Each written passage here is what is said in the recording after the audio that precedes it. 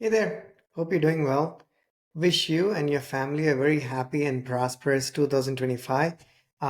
We hope that you are able to accomplish not just what you're setting out to accomplish this year, but that and a whole lot more. So our best wishes are with you. And if we at Snowpal can help you achieve your dreams in some way, form, or shape this year, do not hesitate to reach out to us. I just want to wish everybody a wonderful new year before I got started with the very first video, if you will, of this year. There's many more to come. We have plenty to do this year, no different from any other year. It's just that the type of things we expect to be doing are surely going to be different, more context sensitive to what's happening out there in the larger software environment. Other than that, it's going to be business as usual at Snowbell, building, enhancing our existing product offerings, building new products, new APIs, talking to a lot of people on our podcast, launching more courses, getting more course creators to onboard onto our platforms, add even more features to our mobile and web applications and whatnot, right? So there's a number of things that we do, as you know, and we're just going to keep improving what we do and publish the next set of APIs, which we are super excited to sort of continue moving along with till we are able to get out the door on in production on AWS Marketplace and a number of other API hubs. So that's a quick intro, if you will. But this podcast is going to be probably less technical, at least directly so. I'm not a motivational speaker.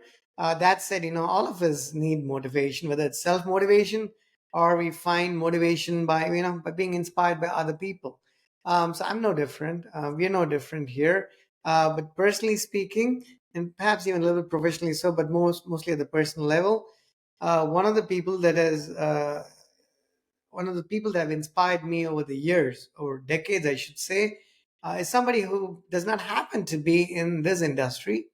Well, he could have very well chosen to be in this industry, and I would have been a whole lot better than a number of people I know, including myself. But for whatever it's worth, he decided to do something different and even better. And that is music. So I'm going to talk about my favorite composer, A.R. Rahman, in my first podcast slash video of the year. Because, a lot of us draw inspiration from a number of different places. Some of us tend to draw a lot of inspiration from a specific set of smaller places, in a smaller number of places, if you will. And for me, it's pretty much, I don't have to look too far. Um, I, so without further ado, let me share my screen, and then we'll sort of get into what I wanted to talk about in this podcast. Okay, let me do a screen share here. I'm going to actually share my entire desktop and then make sure yep. I think you can see my screen. So let me go in here. Okay, so this is him. If you have not checked out his compositions, I highly recommend that you do so. He composes in his native language, which is my native tongue, Tamil. He composes music in Hindi, which is another language in India. And then he also composes music in English in Hollywood, right? So it just depending on that year, he does more in one place than the other, but it's there. So definitely look him up on Apple Music or Spotify or whatnot. So again, happy new year to all of you and to Rahman as well. And just to read out what he says here, happy new year, Makkali. Makkali in Tamil means people, right? So which is awesome, just sort of getting your new year wishes from somebody who you appreciate and rely upon pretty much throughout the year. So I've kind of talked about Rahman during a lot of my conversations and monologues as well, written some blogs over the years. This video in 2025, the first one, I'm going to talk about him and certain aspects of Rahman that particularly inspire me, and my hope is that sort of resonates with you in some way, form, or shape. At least that's my hope, and I have a feeling it actually might. So Rahman has been composing music for I don't know how long, but at least his first official movie, like an album, if you will, was launched in 1992, right? And let me pull up the name of that movie. Roja Tamil Rahman. Oops, Rahmanish. That's the movie. You can look that up from 1992. fantastic album. What is it? It's like 32 years, over 3 decades, and it's still pretty fresh in our minds. For a lot of people who've grown up listening to not just that album, but everything that came after that. So the but he composed like music for ads, advertisements, and jingles and whatnot prior to that. But officially, from a movie, like a huge movie industry standpoint, it was 1992. And since then, he's been composing music, right, for albums. And typically, Indian music, the way it works, it's not typically albums. It's music that goes in alongside in conjunction with movies, and then that's how they become the songs become popular.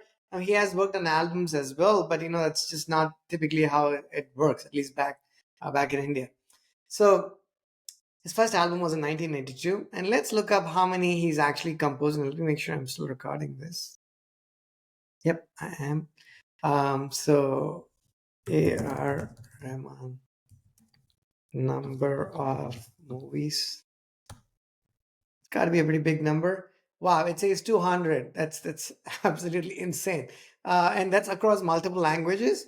And if I pull up the map of India here, which I should, so let me see. I grew up in Chennai, where Rahman is actually from. But if I zoom out of here, oops, okay.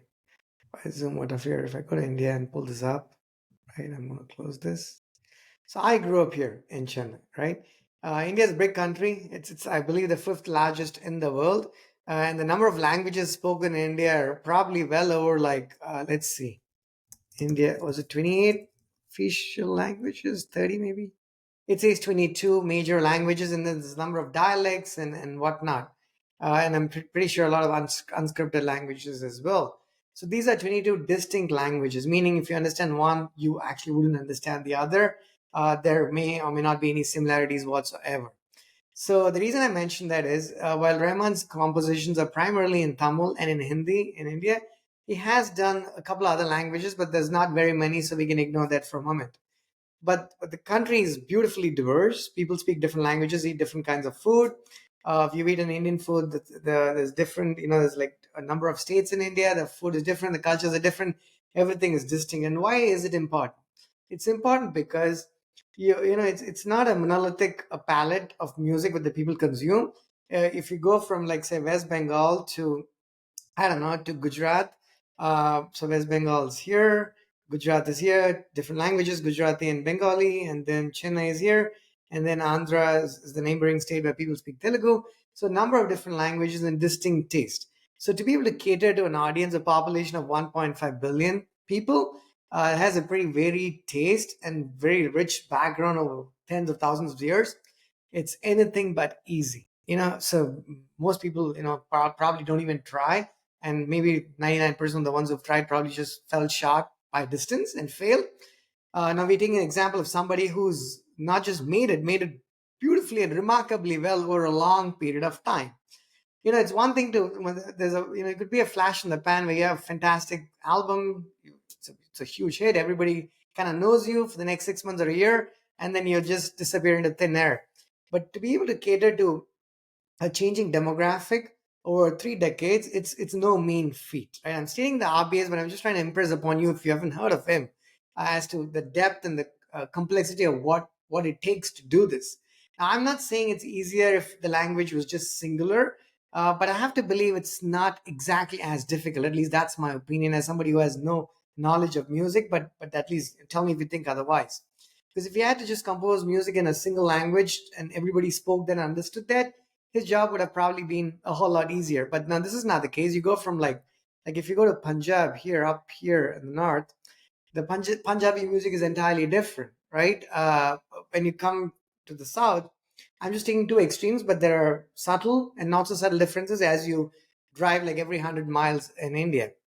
So he's had to understand. If you look up some of his albums, like if you say Highway is one of Rahman's album, right? I'm just gonna pull this up. Highway, yeah, Rahman.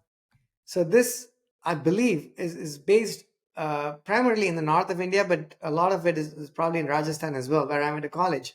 So the music needs to resonate. It needs to kind of be from that part of the country. Whereas if you take a completely different movie, let me take, you know what, this one is a difficult one to spell. Okay. This one that came years ago, Kilakachi Mele, is again set in Tamil Nadu, right? The state I come from.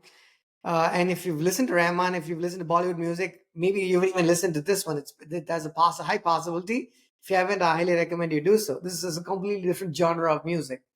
I'm just taking two examples. And again, this movie came out, which year did it release? I'm going to say year released. That was in 1993. And the previous one that I picked, year released. Okay, 2 decades, more than 2 decades apart, two different languages, two different parts of the country. Both are phenomenal albums, just as two random examples. How does someone get to do it, right? That sets the premise for what I want to talk about here. And again, I want to do this reality check on. Oh, yeah, we are still recording. Good. So let me bring that to what I do, which is completely different, right? I'm a software developer. Um, but the thing is, he even currently what he's working on in 2025, I'm pretty sure he's going to be composing music in a few, maybe in Tamil, maybe in Hindi, maybe in English, maybe all of them at the same time. Each of them couldn't sound more different from the other, right? He takes a lot of pain and interest and effort in making, those compositions. And clearly, what would be a motivation for you if you've gotten like two Oscars, two Grammys, like seven different Indian national awards, and a countless number of other awards that you probably don't have space to put in the house, and a lot of money as well, right? Fame, money, popularity. I mean, what more is there to achieve? It's got to be something that comes from within, right? Motivation, right? What do you want to do differently? How do you satisfy yourself? You look at yourself in the mirror. What am I doing that makes me a better person? That sort of contributes to society, either in a philanthropic manner or a not philanthropic manner. Even if it's for profit, doesn't matter. Because if you listen to music, he makes money through that. But uh, if not for that music, our lives wouldn't be anywhere close to what they are, right? So it's important. It doesn't matter that somebody actually monetizes by doing that. What's important is if it's actually providing value to somebody else, even though they are actually monetizing. There's absolutely nothing wrong in that. That's how business works. It's just a form of art, whereas some of us are in a business where it's not necessarily art, it's more engineering, binary zeros and ones. So what keeps him going, right? I'm just speculating. It's it's your commitment to that art, how much you love whatever it is that you're doing, right? He loves composing music, and there's no title or changes, right? I mean, you don't become a composer and a senior composer and a director of composing or a VP of composing music. There is no such thing, right? It's just you are a composer. He was one 32 years ago when he composed Roja. He is one today, and he's going to be one for many, many more years and decades to come. The title doesn't change. What keeps you going is what you're able to bring to the table, how you improve the creation of that music. How do you imbibe latest developments in technology? Like Rahman loves technology. He would have been a fantastic computer software engineer, except that the world would have, I mean, would have been a great engineer, but we want to marry he is because we want that music. A lot of us can become developers, not, very few of us, if any of us, can, aim to, be musicians, right? I have a lot of respect for folks in the field of art just because I don't have any set skills to boast of whatsoever. Um, so he wants to, he's going to imbibe. I'm pretty sure he's going to check out all the AI happenings in 2025 and figure out how he can bring that into music, and then be more creative about it, right? Probably that's, I would imagine, if thinking like, how he might, just taking a wild crack at it. I have to believe that he's going to try and bring more technology into music and more AI into how he's creating this music. Maybe he's going to make it a bit more scalable so he's able to compose more albums, hopefully. Talking about it from a selfish standpoint, because otherwise, as an individual, he can only produce so many albums per year. So that, there are many ways he's going to draw inspiration from technology, from other technologists. I know he talks to a lot of these people in the industry in the US in particular, and tries to see how he can bring that to whatever it is that he's doing. Now let me pause there for a moment and tell you why that inspires me. People have asked me, hey, you've been building software for like decades now. You're a developer. Have you become a senior developer or like a director of engineering or a VP? You know what? if titles come your way, it's great. It's awesome, right? But some of us, that's not necessarily what motivates us. So we never, we haven't worked in that direction, if you will. What some of us enjoy, and I'm talking about myself in particular, but hopefully a lot of you watching this, it resonates with you, is you want to create new software. You want to solve problems maybe in smaller organizations, and then you want to make them bigger organizations, as opposed to working for an established firm already, right? And I've worked for established firms. I used to work for Oracle years ago. Everything is great. So nothing is, I'm not saying one is better than the other. I'm just saying what is to each our own. And as we grow, in age and in career, our interests do tend to change. So my interests have generally been in building software, and over the last several years, building software at Snowpile, our company, to making it available to other people in various forms and shapes. That's what keeps me going, right? Every day. I mean, we built software last year, the year before, 5 years ago. We're going to do it this year, next year, and 5 years down the road as well. Uh, Nothing else changes, but what we build, how we build it, who we build it for, all of those things change. We try to keep it as current as possible with the changing times. And in 2025, it's going to be AI, and more AI, not just for the sake of seeing it, but for the sake of using it, understanding it, and getting better at, incorporating that into the mix of things. So, you're going to see a lot of podcasts from us this year, and courses where we sort of explore a lot of these technologies, learn some of those technologies more than some others, and then incorporate a fair number of them into our stack and then publish them in more than one way. One of the ways is going to be as APIs. We already have a number of APIs, on AWS Marketplace and other places. This list is going to continue to grow this year. That way you can build your apps and microservices and whatever it is that you're building a whole lot faster, quicker, sooner, and cheaper, and with a lot less risk than you might otherwise have to do, right? That's the idea.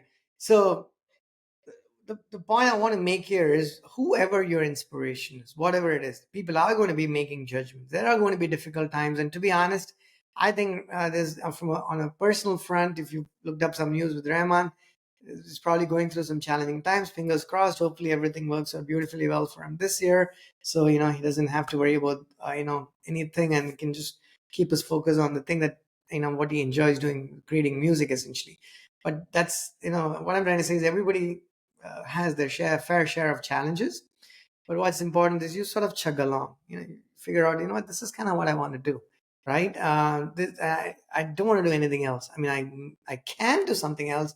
Maybe there's something else that's safer. Maybe it's something else that can maybe even be more rewarding monetarily.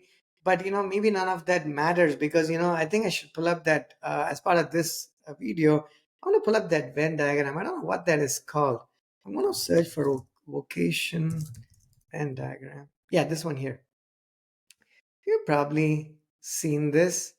Oops. Okay. Thanks to Launch McKinnon. .com. So this a Japanese concept, Ikigai. I'm sure I'm mispronouncing it. I mispronounce every word. It doesn't even have to be Japanese, even English words. So meaning a reason for being. Like, this, if you haven't seen this Venn diagram, these 4 Venn diagrams, you should definitely check it out. What you love to do, what you're good at, what the world needs, and what you can actually be paid for. So let's take Rahman as an example. What he loves to do is music. What he's good at, oh my God, a whole lot better than good at is music. What the world needs, sure, we need a lot of music. What you can be paid for, there's plenty of money in music, right? So all of them. So Rahman's probably here, and I hope he stays there, all his life. But that's, you got to be blessed to be there. You got to be hardworking, smart, intellectual, brilliant, and blessed at the same time. A bit of luck perhaps is needed as well. But if you're not there, there's a lot of other good places to be here. Maybe you love doing something and you're good at it.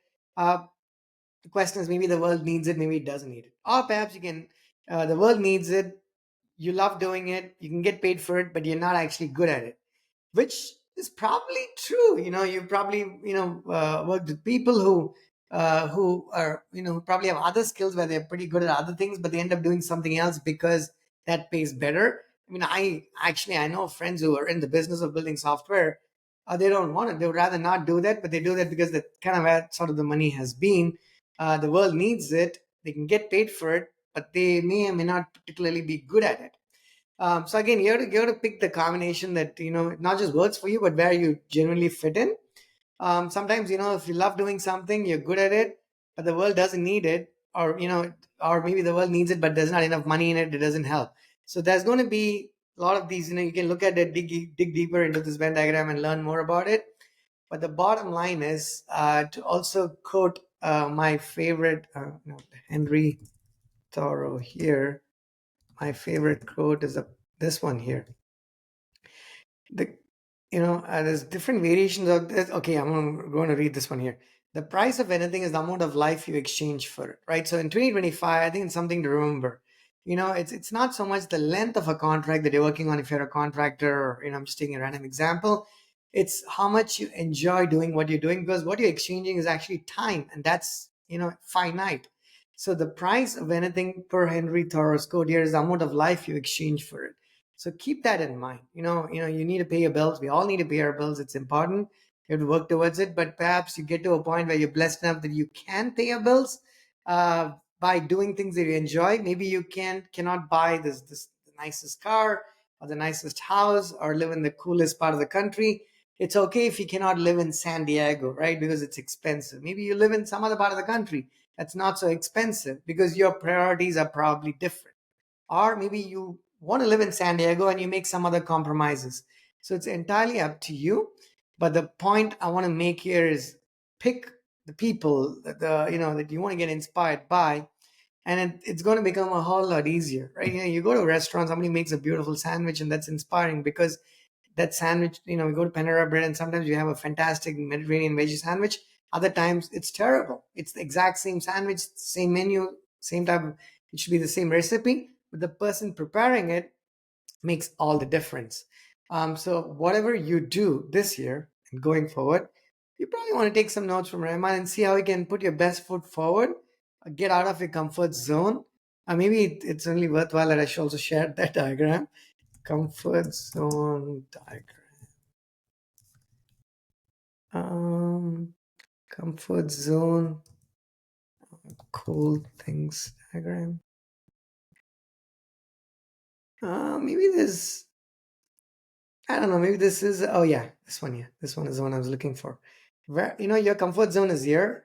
That's pretty small circle. And then further away, there's a huge circle where all the magic happens, right? So you have to kind of get out of the comfort zone. Sometimes it's difficult because the longer you've been in that place, the harder it becomes. Hey, you know what? You get paid well. Maybe your work is close to your house. Everything seems fine. Your benefits are good. But then you still figure there's some sort of a void, right? Where you're like, you know what? I'm not fulfilled. I don't know if you look at Maslow's hierarchy, I don't know where that shows up, but if you are in a place where you're blessed to be able to make those choices, or sometimes you have to work towards those choices, you have to make those compromises and sacrifices. So you actually end up doing what you truly enjoy. It might pay you lesser, it might require a bit more of a commute, if it's not a work from home type of thing, but you still enjoy doing that. You wake up wanting to do more and more of it, and then you've sort of found your sweet spot. That's what you want to do. Perhaps trying to say where, how you find, or when we find our calling, it has to happen when it actually happens. I think Anthony Bourdain, if I remember correctly, he had said that what, I think I can stop sharing here at this point. Yep. So Anthony Bourdain had said, I believe, give or take, that he found his calling in the early 40s, where he decided this is what he wanted to do. So I love, sorely miss him. So for different people, it takes, you find your calling at some point, hopefully. It's hard to tell when it happens. It happens at different points for all of us. But once it happens, that's exactly what you want to do for the rest of your life, right? If you've found your calling already and you're working towards it, it's awesome. Keep chugging along, and we wish you great success. If you haven't still found that, it will happen. It's just a matter of time. So just be patient. So that's all I want to say, really, right? I said a number of things, but hopefully the gist of what I say, what I try to capture there, makes sense, makes some sense at least, not a whole lot. Let me go back to sharing. Okay. Um, well, I leave you with a couple of more comments, right? One, definitely check out Rahman. Maybe he's composing something really cool this year, I'm pretty sure. I don't know what it is, but whatever it is, I know it's going to be pretty awesome. Let's wish him, ourselves, and everybody else in the world very well this year. And sort of, I hope our paths intersect. If you're building software of any kind, whether it's a web app or mobile app, microservice, and you would benefit, which I think you would, but you figure, what, I want to do this really quick. I want to spend less money. I want it to be stable. I want it to be already working. I want to go to market soon. Then let us know. We'll show you our APIs and see which one works best for you. We have our APIs on the marketplace. We have our documentation, our guides, our recipes, our postman collections, and and it keeps going on and on. And we have our own products that are running on these APIs as well, that speak to the stability and the longevity of these APIs. um, that's all I have. So what you can expect more of this year from us is again a lot of conversation. Again, talk to other people. We bring them to our podcast. We have monologues. We have technical podcasts primarily, but we also do some that are outside the space of core engineering. And then we're going to continue building our APIs. So this list that is at 8 and a little bit over close to 1,500 endpoints at this point is going to continue to grow, and it's going to be different APIs for different industries. And these APIs are industry agnostic, but we, not to spill the beans, but we might be building some this year that are geared towards certain specific industries. So if you are in a specific industry and you need some APIs and you want to see if we are already building it, or if you'd like for us to build it, definitely hit us up and we'll be more than happy to sort of work with you. Check out our APIs on AWS Marketplace by going to aws.snowpal.com. You can go to snowpal.com to check out our sort of our web app and web platform, and sign up, and it's free to use on the web. You can, most of it is free on mobile as well. We have a native mobile app. You can check that out. And then last but not least, if you want to check out our courses, super affordable courses, you can see, you can go to getsnowpal.com. The list keeps growing. And then you can also publish your courses, and we'll host it on our platforms, mobile and web, at no cost to you, and share 80% of the revenue of of the unit sales of your courses with you, right? So we just keep a very small percentage for to sort of to keep to be able to support our costs and make a tiny bit of revenue there. The idea here is to support other course creators who want to share the knowledge with the larger community, because there are other platforms that charge a lot of money and have a lot of restrictions around the freedom in which you could create your content. We give you a lot of flexibility, and most of the money that your course generates, pretty much close to over 80%, around 80%, give or take, of the revenue of your unit sales is shared with you. um, I think that's it. If there's anything else that you have questions for us, let us know. Hope to talk to more of you this year. And one more time, wish you a very happy new year. Thank you.